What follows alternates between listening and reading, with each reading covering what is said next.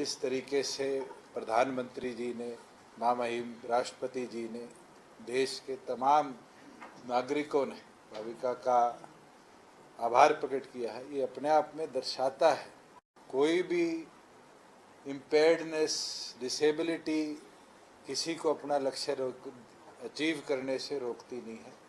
और जिस तरीके से व्हील चेयर पर क्लास 4 जो टाइप का इवेंट था, इसके अंदर उसने अपना दमखम दिखाया है। ये मोटिवेट केवल मात्र टेबल टेनिस में ही नहीं, तमाम पैरा स्पोर्ट्स के अंदर हमारे आने वाले भविष्य के खिलाड़ियों को भी करेगी। और साथ में तरीके से दीपा मलिक की लीडरशिप में पूरा कंटिंजेंट गया है। मैं उम्मीद करता हूं कि ये पहला मेडल नहीं है, ये आने वाले दिनों में मेडलों की झड़ी लगाने का भी पैरा ओलंपिक्स में टोक्यो में काम करेगा। सेशन के बाद आप लोगों से मुलाकात तो नहीं हुई, मगर कई चर्चाएं बारी बारी जो लैंड एक्विजिशन पे अमेंडमेंट आई है उसके ऊपर विपक्ष के मैं कई डाटा आपके साथ जरूर शेयर करना चाहूँगा कि जनवरी 2021 से लेकर अगस्त के अंतिम दिनों में हम बैठे हैं और अलग अलग 49 प्रोजेक्ट्स के लिए, जो कि नॉन लीनियर प्रोजेक्ट्स थे, जैसे एयरपोर्ट एक्सपेंशन की बात थी, मंडी बनाने की बात थी, सीवरेज ट्रीटमेंट प्लांट के लिए, अलग अलग 49 प्रोजेक्ट्स के लिए हरियाणा सरकार ने 845 एकड़ जमीन किसानों से ली है, जिसके बदले में 360 करोड़ के और उसके अंदर प्रोजेक्ट्स भी बड़ी वेरिएशन के हैं, जैसे एम्स रेवाड़ी है, जो कि बहुत लंबी एक मांग भी उस इलाके की थी, लोगों ने उसके लिए संघर्ष किया, हुई और 40 लाख रुपए प्रति एकड़ के हिसाब से 140 एकड़ जमीन किसानों ने अपनी सहमति से उस प्रोजेक्ट के लिए देने का काम किया। करनाल एयरपोर्ट की हमारी एयर स्ट्रिप के एक्सटेंशन का काम था, 52 एकड़ जमीन। जींद हमारा पुराने जिलों में से एक जिला गिना जाता है और एक बहुत बड़ी समस्या जींद के अंदर पीने के पानी की थी, और उसके लिए ओवर द पीरियड हमारे प्रयास भी रहे कि वहाँ वाटर वर्क्स की जो एक डिमांड है उस शहर की, उसको पूरा किया जाए। और पिछली जो हमारी ई भूमि की बैठक थी, वहाँ किसानों ने अपनी सहमति से 46.9 एकड़ जमीन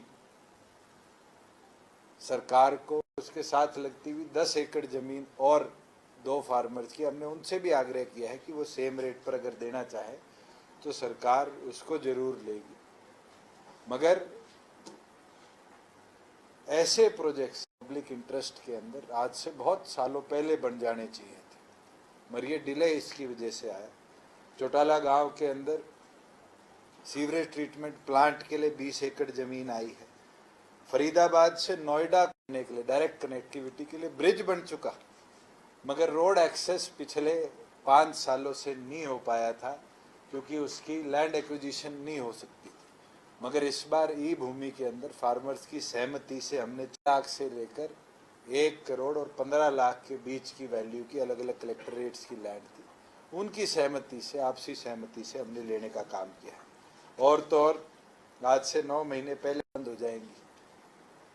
इस पिछली बैठक के अंदर हमने सिरसा के अंदर नई अनाज मंडी, क्योंकि शहर की मंडी बहुत छोटी पड़ती थी और प्रोक्योरमेंट पैडी की, वीट की बहुत ज़्यादा वहाँ पर है, कॉटन की बहुत बड़ी मंडी है, 56 एकड़ नया नेशनल हाईवे का बाईपास बना है, NH9 का, उसके ऊपर 56 एकड़ जमीन नई अनाज मंडी के लिए हमने लेने का काम किया है। मैं तो इतना बोलना चाहता, प्रोजेक्ट्स है और उसकी चर्चा डिटेल के अंदर भी हमने हाउस में भी करी थी।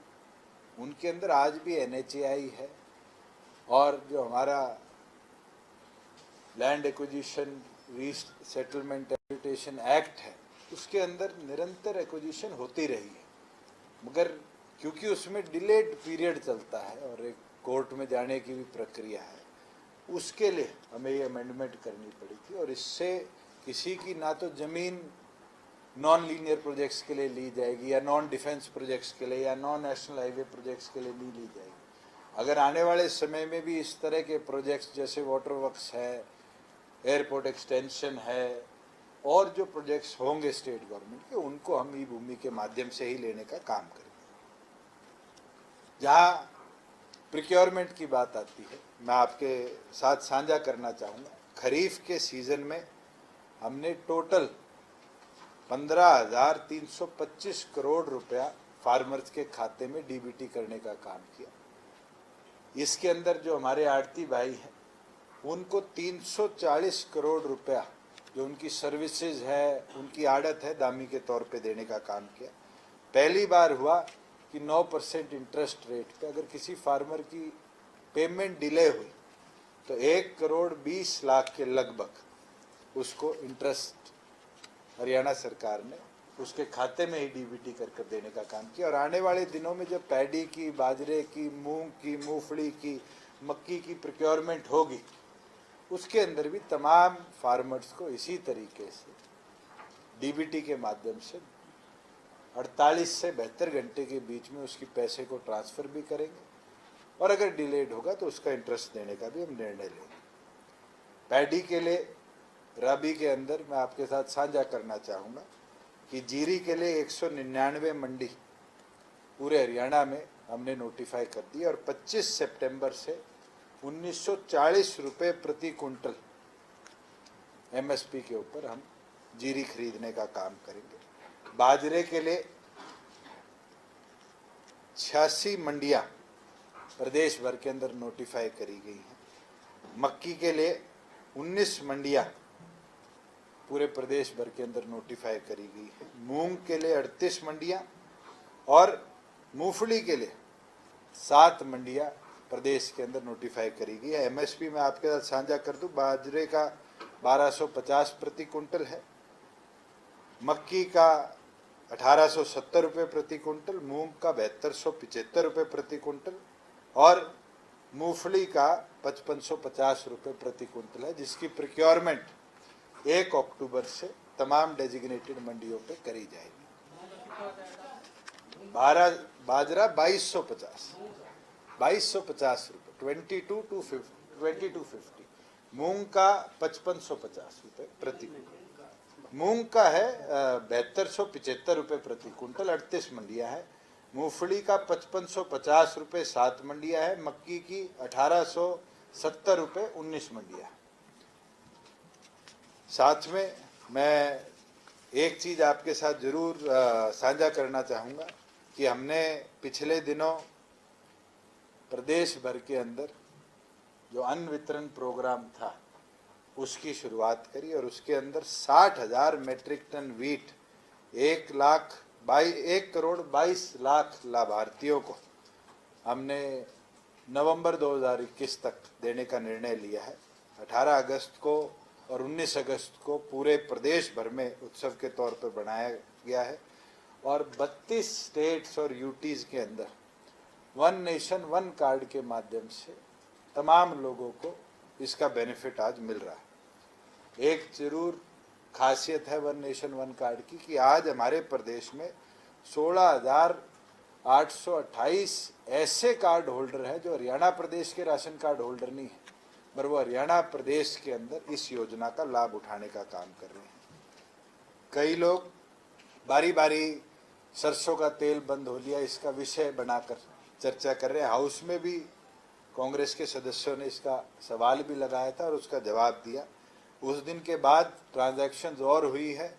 मैं आपके साथ साझा कर दूं कि हमने ये निर्णय लिया था कि प्रति परिवार को 2 लीटर सरसों के तेल की बजाय, क्योंकि इस बार सरसों की प्रोक्योरमेंट 0 थी गवर्नमेंट एजेंसीज द्वारा, तो 250 रुपये प्रति परिवार को जो देने का एएवाई में और बीपीएल में हमारी सरकार का निर्णय था, उसके अंदर आज के दिन 7,20,000 से ज़्यादा कार्ड होल्डर्स को हमने ये पैसा डीबीटी किया है, जिसका कुल अमाउंट 17.95 करोड़ रुपया है। और इस महीने का अगर इंक्लूड हम करें अगस्त का तो ये अमाउंट दुगना हो जाएगा। 1795 का मतलब 35 करोड़ से ज़्यादा रुपया डीबीटी के माध्यम से उन कार्ड होल्डर्स के खाते में हम जाएगा।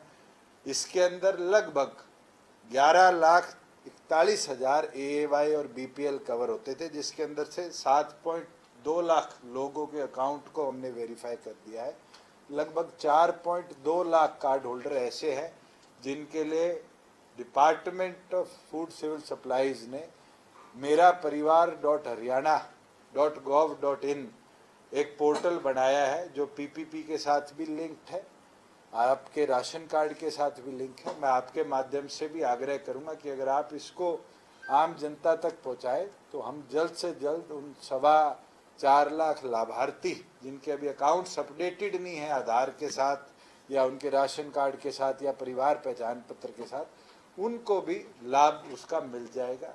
एक चीज जरूर मैं एडिशनली कहना चाहूँगा कि जो लाभ है ये नहीं है कि जिस दिन अकाउंट अपडेट होगा उस दिन के बाद मिलेगा। ये सरकार ने निर्णय जिस दिन लिया है, जुलाई अगस्त, अगर 2 महीने का कोई सितंबर में अकाउंट बना अपना अपडेट करेगा तो उसको जुलाई का, अगस्त का, सितंबर का इकट्ठा 750 रुपये हम DBT करने का काम करेंगे। एक हमारे राशन डिपोज को फेयर प्राइस शॉप के और आगे ले जाने के लिए हमने पायलट प्रोजेक्ट 5 जिलों में और अलग अलग फेयर प्राइस शॉप्स के ओनर्स के साथ मिलकर शुरू किया था, जिसके अंदर 4 मल्टीनेशनल कंपनीज और स्टेट बैंक ऑफ इंडिया हमारे साथ जुड़ा था। ये प्रोग्राम थे सी समर्थ और FMGC कल्याण, और उसके अंदर आज 8 हफ्ते पूरे होने पर मुझे खुशी होती है आपके साथ साझा करते हुए कि हमने 7 दुकानें चुनी थी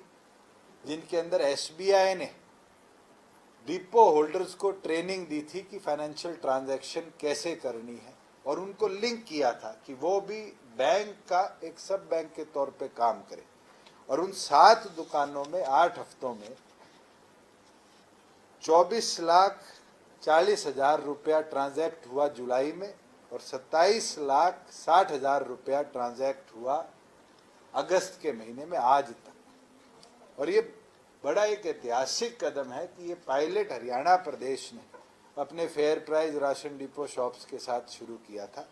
इसके साथ साथ जो ये मल्टीनेशनल कंपनीज हमने जोड़ी थी 63 शॉप्स के साथ 5 जिलों में, जिसमें करनाल, सिरसा, फतेहाबाद, यमुनानगर और पंचकुला है, उनके अंदर 7,04,000 रुपये की उनने इन्वेंट्री परचेज कर और 2,29,000 रुपये की सेल इन मल्टीनेशनल प्रोडक्ट्स की अपनी फेयर प्राइस शॉप से 8 हफ्तों में करने का काम किया। और अब हमारा टारगेट है कि हम इस फाइनेंशियल ईयर के अंत से पहले जो हमारे पायलट डिस्ट्रिक्ट ही नहीं, जो qualified literate fair price shop owners हैं, उनको 7 नहीं बैंकिंग फैसिलिटी के लिए टारगेट लेकर चल रहे हैं कि हम 500 ऐसी राशन डिपोज को बैंकिंग सेक्टर के साथ जोड़ने का काम करेंगे। और साथ में जो पायलट प्रोजेक्ट मल्टीनेशनल कंपनीज का 5 जिलों में शुरू किया गया था, उसको 22 के 22 जिलों के अंदर ले जाने का हम काम करेंगे। जहां रेवेन्यू कलेक्शन की बात आती है, मैं आपके साथ साझा कर दूं कि वैट, CST, GST और एक्साइज, ये 4 प्रकार के प्रदेश में हम टैक्स कलेक्शन करते हैं।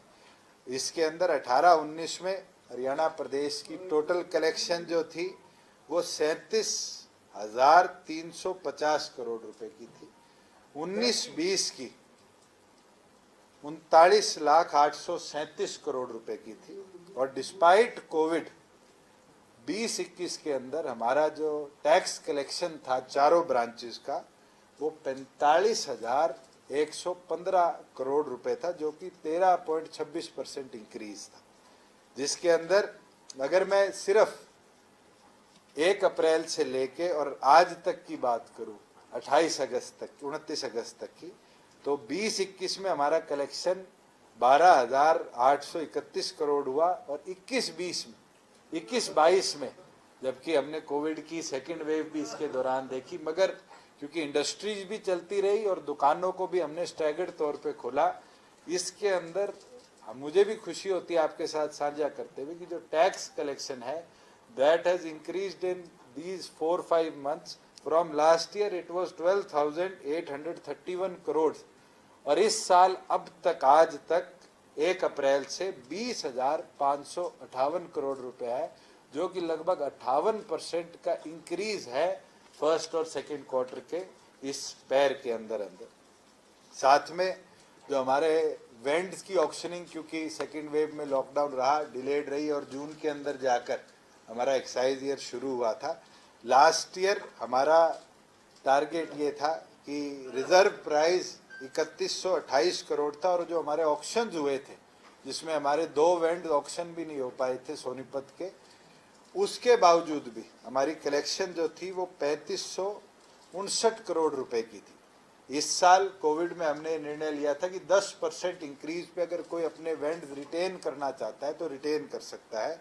उसके अंदर 85% के लगभग हमारे जो वेंडी थे उनने अपना रिन्यूअल कराया। उसके साथ साथ बचे 15% भी पहली बार है प्रदेश के इतिहास में कि लेस देन 50 डेज में तमाम हमारे जोन्स ऑक्शन हुए, और जो कुल रेवेन्यू आया है वो पिछले साल जहां 3559 करोड़ था, इस साल 3803 करोड़ रुपीस है, जिसमें 250 करोड़ से ज्यादा की वृद्धि हुई है।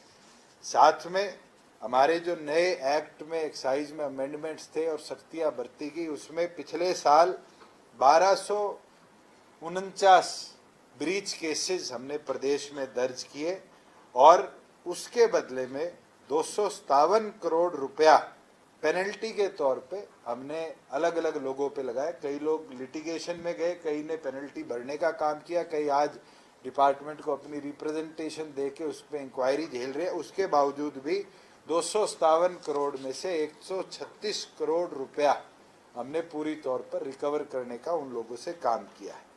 एक चीज और कि जो हमारा एडिशनल कोटा डिपार्टमेंट का उठता है, उसमें 17-18 में 12.9% था, 18-19 में 3.7% था, 19-20 के अंदर मैं नहीं बता सकता क्यों 0.05% था, मगर 20-21 के अंदर क्योंकि सख्ती रही, नए लॉ का लोगों को डर रहा, 25.45% एडिशनल हमारे एक्साइज का कोटा उठा है।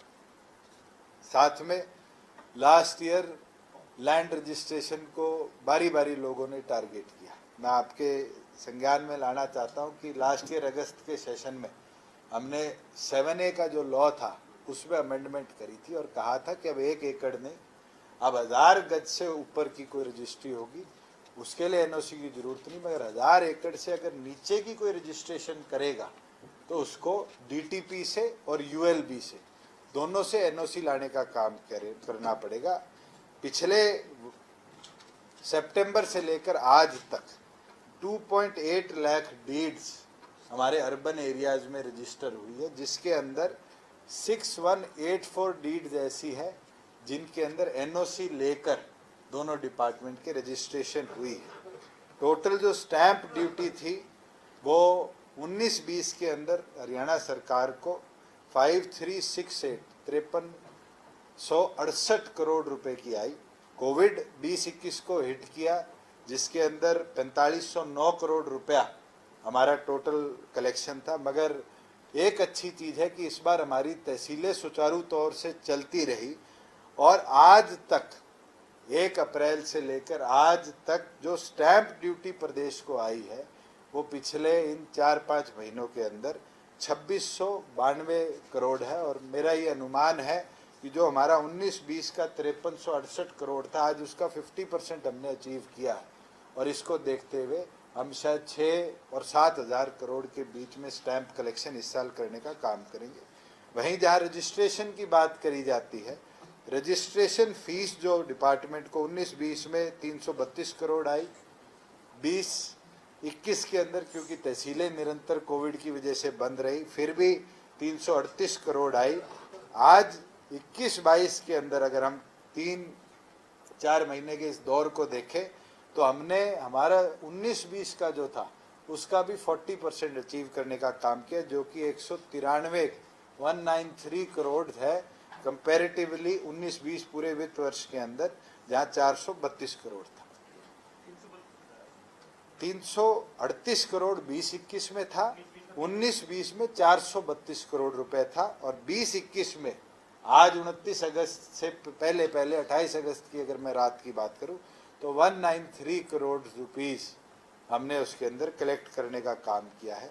एक चीज और, तो हरियाणा प्रदेश से शुरू होकर आज देश भर के अंदर 8 राज्यों में स्वामित्व के तौर से जानी जाती है, जिसको हमने नाम दिया था लाल डोरा मुक्त ग्राम।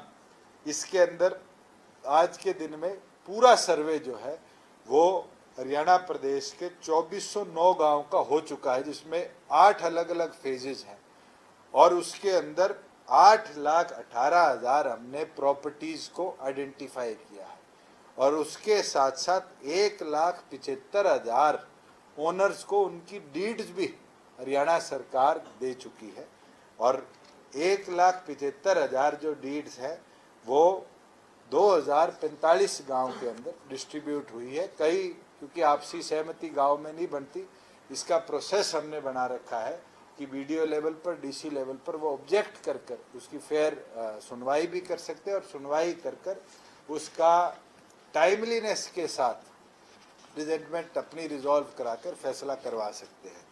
तो प्रदेश के अंदर ई भूमि से लेकर स्वामित्व तक हमने जो बड़े बदलाव करे हैं, आज उसका लाभ आम नागरिक को देखने को मिल रहा है और मैं तो यही उम्मीद करता हूँ जिस प्रगति के साथ प्रदेश ने आज तक काम किया है, आने वाले दिनों में डिजिटलाइजेशन का लाभ उठाकर हम इससे ज़्यादा प्रदेश के अंदर बेनिफिट प्रदेश के नागरिकों को करवा पाए। तब कोई आपके सवाल? ये सर से जो परचेज कर रहे हैं उसमें किसान को पेमेंट का, जिसकी जमीन ली जा रही है, पेमेंट का कोई सर्टेन पीरियड सेट किया है? जैसे ही किसान अपना सहमति पत्र साइन करता है उसका एक टाइम बाउंड मैनर है, शायद 30 दिन का जो पीरियड है उसके अंदर उसकी ट्रांसफर कंसर्न डिपार्टमेंट को लैंड हो जाए और साथ के साथ डीबीटी उसका जो अकाउंट अपडेटेड होगा उसके अंदर हम करते हैं। लैंड ट्रांसफर के साथ ही पेमेंट 30 डेज के अंदर अंदर ये पूरा प्रोसेस जो है ट्रांसफर का इसको फॉलो किया जाता है।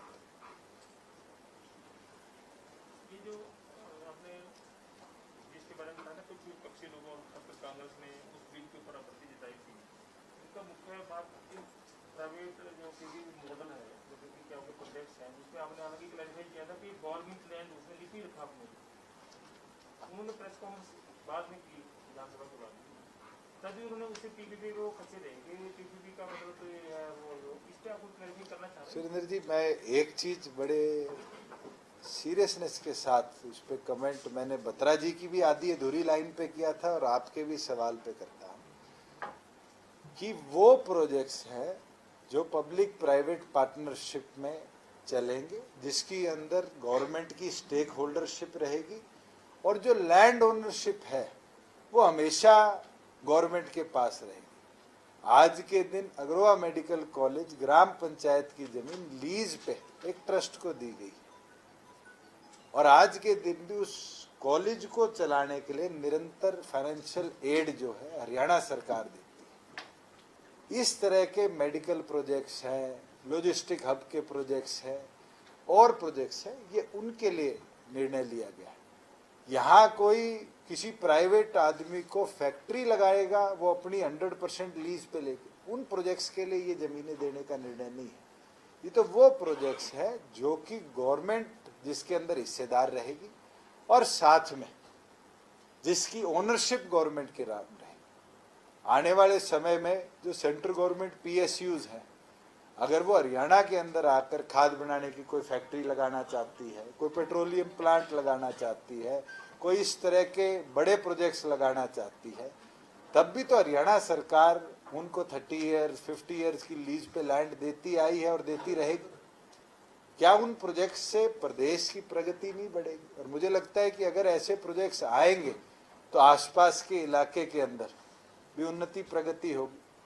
मगर ऐसा नहीं कि जैसे मारुति ने हमसे 900 एकड़ जमीन 800 मारुति के लिए 100 सुजुकी के लिए मांगी है, उन प्रोजेक्ट्स के लिए तो जो हमारे पास ऑलरेडी गवर्नमेंट ऑन लैंड है हम उनको ऑक्शन कर कर देने का काम करेंगे।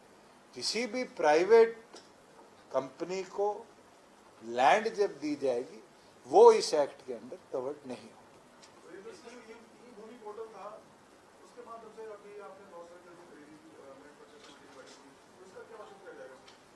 देखिए, ई भूमि के अंदर कई ऐसे प्रोजेक्ट्स हैं जो फाइनल दौर में आते आते अटक जाते हैं, और उसका एक जीता जागता एग्जाम्पल ये है कि जो यमुना के ऊपर हमारा ब्रिज फरीदाबाद में बन रहा था, जिसका कनेक्शन नोएडा के जो ग्रेटर नोएडा एरिया है उसके साथ होना है। अब उसके अंदर 40 एकड़ जमीन के ऊपर एक्विजिशन हो नहीं सकती, और चर्चा फार्मर से 2016 की चल रही है। 16 से लेके 21 आ गया, 5 साल कास्ट हुआ ब्रिज पड़ा है, उसके एंट्री एग्जिट का एक्सेस नहीं मिल पाए, इसलिए प्रोजेक्ट डिले हुआ।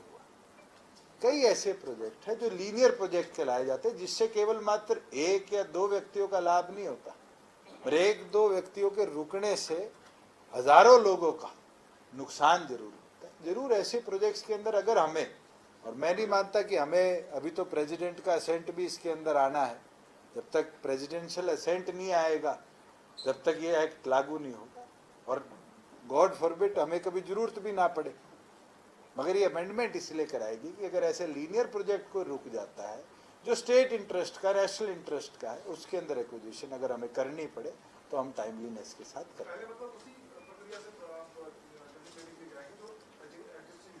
जो पहला कदम हरियाणा सरकार का रहेगा, वो पहले भी हमने क्लैरिफाई किया है, विधानसभा में भी किया है कि वो पहला कदम तो ई भूमि पर रहेगा।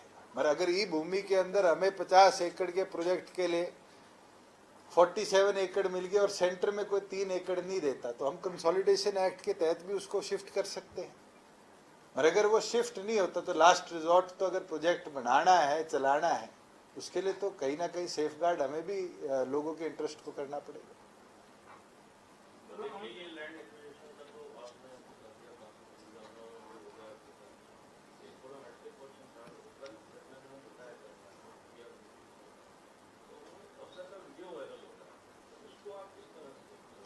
तो 2018 बैच के एक IAS अफसर का वीडियो वायरल हुआ है, और मैं तो इतना बोलना चाहूँगा कि जो बातें कही गई है, और बाद में भी शायद कोई क्लैरिफिकेशन आई कि 2 दिन से नहीं सो पाए, वो शायद ये नहीं जानते कि किसान भी 365 दिन में से 200 रातें नहीं सोता, और उसके लिए इस तरह के शब्दावली का इस्तेमाल एक IAS अफसर का करना निंदनीय है। और मुझे लगता है कि जब उनको सिखाया जाता है, पढ़ाया जाता है, तब भी उनकी ट्रेनिंग का एक बड़ा अहम हिस्सा है जिसके अंदर उनको इंटीग्रिटी और अपने एक्शंस को बैलेंस करने के लिए किया जाता है। जरूर कार्रवाई होगी, और जो बात कही गई है उसका जवाब भी देने का काम।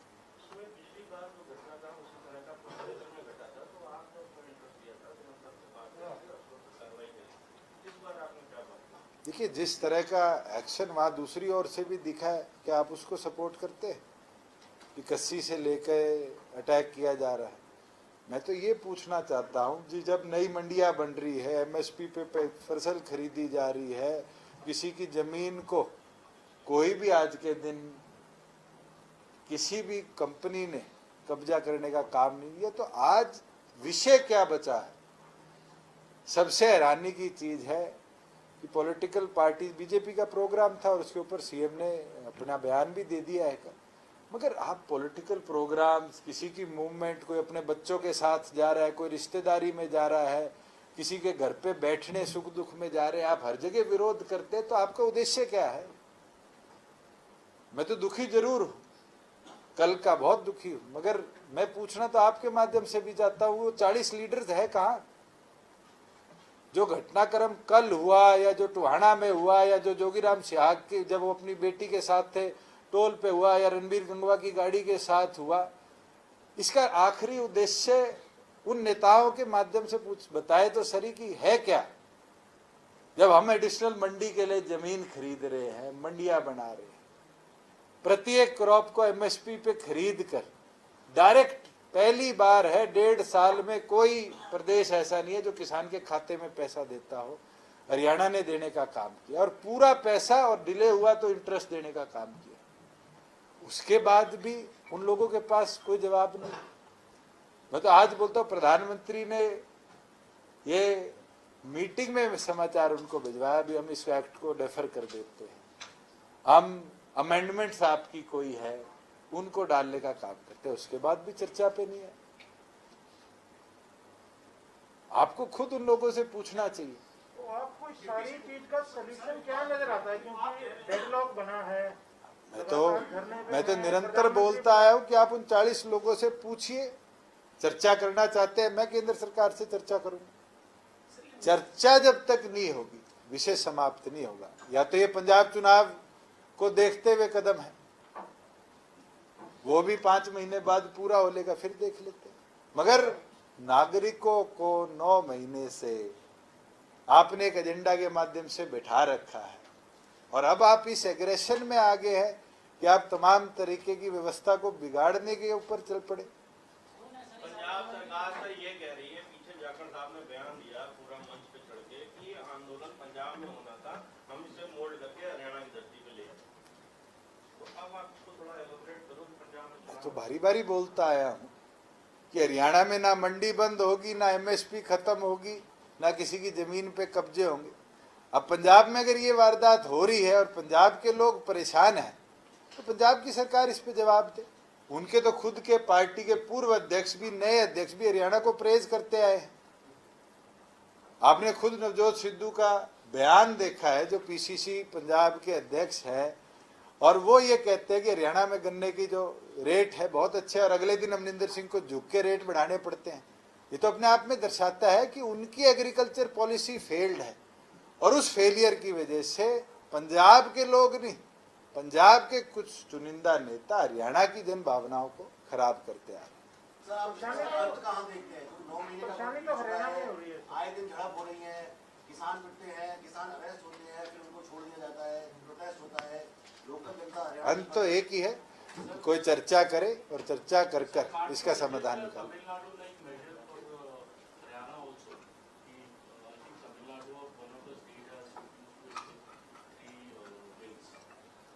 मैं तो आपको बोल रहा हूँ कि ये फार्मर ओरिएंटेड बिल ही नहीं है। इन 3 एक्ट्स में फार्मर की इनसिक्योरिटी कहाँ है, उसके ऊपर भी तो चर्चा हो। सबसे बड़ा सवाल तो ये है कि फार्मर्स को ढाल बनाकर कुछ मिडिलमैन ने और कुछ यूनियंस ने इस एजिटेशन को चलाया है। पंजाब सरकार की बात कर रहे थे आप, कल कैप्टन अमरिंदर सिंह ने भी बयान दिया है कि जो घटनाक्रम हुआ इसमें प्रदर्शनकारी की हिंसा हुई, घटना दुर्भाग्यपूर्ण है और ये कहीं ना कहीं सरकार की एक प्रायोजित घटनाक्रम था, ये उन्होंने कल बयान दिया। पंजाब सरकार का प्रायोजक था या हरियाणा का था?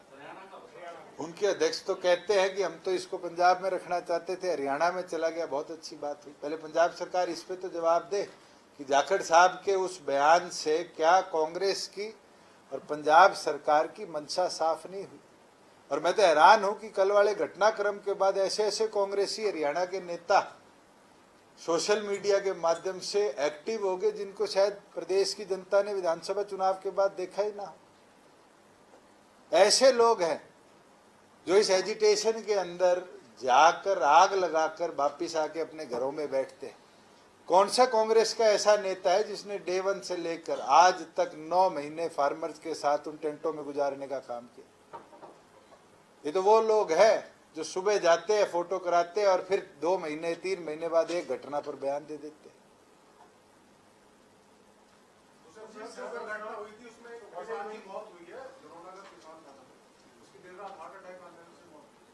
देखिए, अब हार्ट अटैक आने से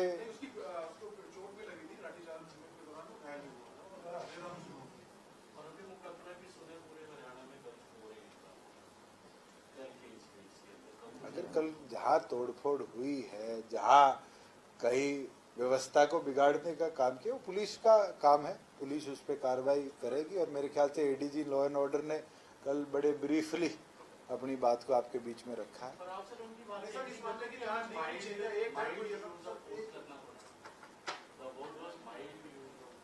अगर आप पे मनबीर जी मैं कस्सी से अटैक करूं तो आप फूलों की माला तो नहीं पहनाएंगे।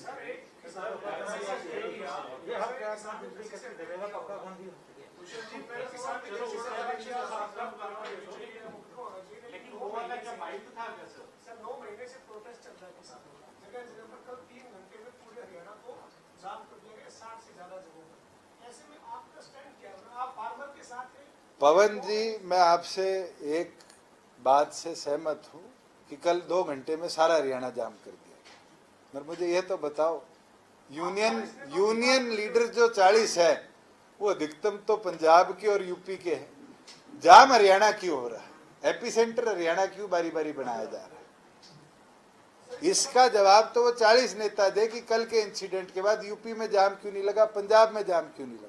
वो चाहते हैं कि हरियाणा टर्मोइल में आए, वो चाहते हैं हरियाणा की व्यवस्था बिगड़े और हरियाणा की जो एग्रीगेरियन इकोनॉमी है वो फेलियर की ओर जाए। वो हम फेल नहीं होने देंगे।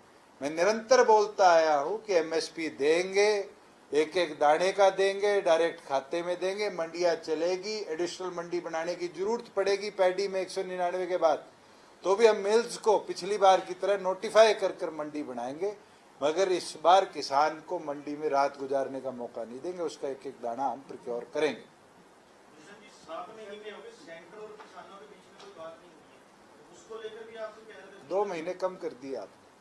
लास्ट बातचीत हुई थी। वो तो मैं तो बारी बारी कह रहा हूँ, केंद्र बारी बारी कह रही है, चर्चा करने तो नेता है। बड़े घटनाक्रम जो भी होते हैं,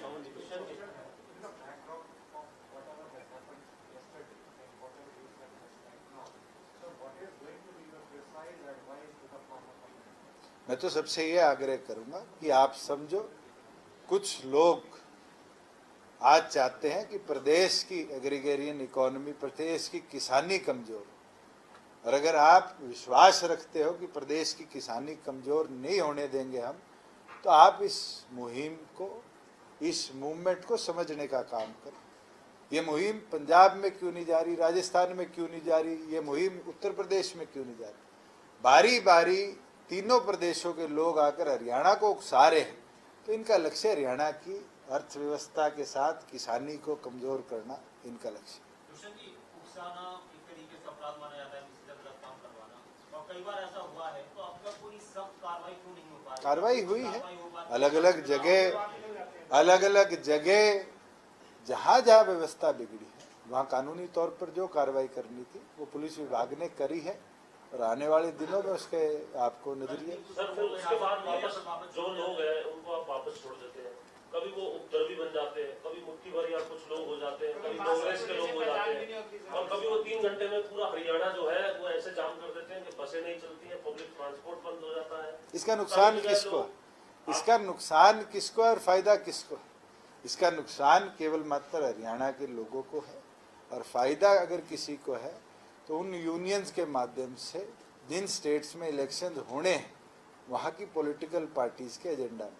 तो सर, सारी चीजें सरकार को पता है, तो उनके खिलाफ कार्रवाई कर रहे हैं, मगर कोई कार्रवाई एक दिन में नहीं होती, समय अनुसार होती है। 9 महीने हो गए। नहीं, राकेश टिकट में सर, भूषण जी, राकेश सर 2019 में आपने कोई ट्वीट किया और ये कहा कि बेरोजगारी जो है वो हरियाणा में लेवल पर है, और अब आपका जो स्टैंड है वो बदला हुआ है, ये मैंने सुना था। देखिए, जिस एजेंसी की वो बात कर रहे हैं, 2019 के अंदर उनके डायरेक्टर्स के ऊपर ईडी के मुकदमे दर्ज नहीं हुए थे। महाराज जब मुकदमे दर्ज हुए मनी लॉन्ड्रिंग के अंदर, तो पता चला वो दोनों व्यक्ति पी चिदम्बरम की कंपनी के साथ एसोसिएटेड रहे, और वो फैक्ट्स है। उसके साथ साथ जो सेंट्रल गवर्नमेंट का डाटा आया है, उस डाटा ने ये क्लियर किया है कि नेशनल अनएम्प्लॉयमेंट रेट जो है वो 13% है, और हरियाणा आज के दिन 9.8% पे।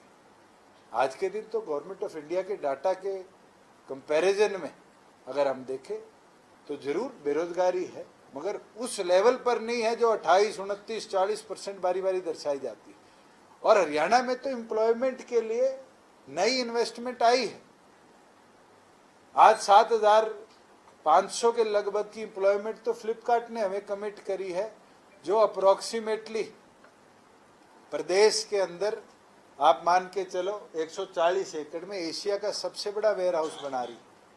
वहीं दूसरी ओर पे एटीएल जो बैटरी मैन्युफैक्चरिंग कंपनी है, उसने अपनी प्लांट की कंस्ट्रक्शन जो है वो रोजका मेवात के अंदर शुरू कर दी है।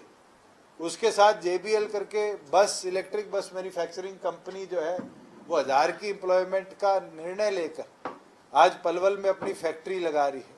वही हम बात करें तो फोटो फिल्म की मैन्युफैक्चरिंग की 2 कंपनीज ने हमारे सालावास ब्लॉक में जमीन लेकर 2500 की एम्प्लॉयमेंट का हमें वादा किया है और स्टेट से बेनिफिट ली है, जिसके अंदर 48,000 रुपया अगर वो 50% से ज़्यादा हरियाणा की एम्प्लॉयमेंट देते हैं तो पर एनम पर एम्प्लॉय हरियाणा सरकार उनको रिम्बर्स करने का काम करेगी। और आज उसका नज़रिया है, उसका असर है हमारी एम्प्लॉयमेंट पॉलिसी का कि मारुति जैसी कंपनी के साथ भी हम फाइनलाइजेशन स्टेज पे है जब वो 900 एकड़ के अंदर खरखोदा में अपना प्लांट सेटअप करने का काम करेंगे। सर एक बार सर ये सवाल मैं आपसे पूछना चाह रहा था, ये कानूनों का क्या होगा ये देखा जाएगा, केंद्र का सब्जेक्ट आप बता देते हो, चर्चा के लिए भी कहा जाता है किसान